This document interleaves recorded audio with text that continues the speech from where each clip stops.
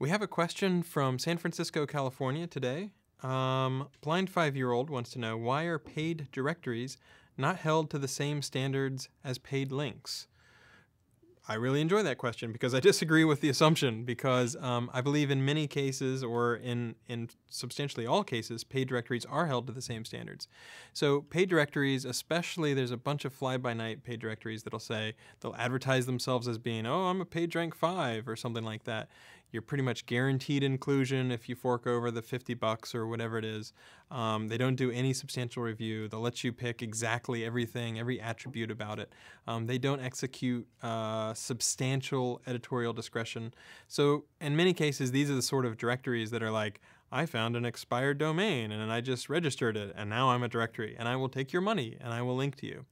And it's absolutely the case that we do take action on that. And for example, we might lower the toolbar PageRank, which is often an indication that the forward links of this site are not necessarily trusted. So if you're paying money to that directory, it's not really doing you any good.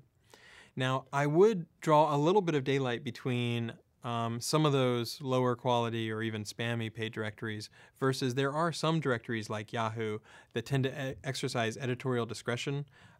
They might reject a substantial amount of the entries, and so that tends to be the sort of litmus test. I've written blog posts, or at least written online about this before, things like the amount of editorial discretion, whereas if it's just a fly-by-night where you can get any text approved and you can choose exactly what it is, and no one's really looking at it like it's a directory that's run with a script, that's the sort of thing that we absolutely do take action on.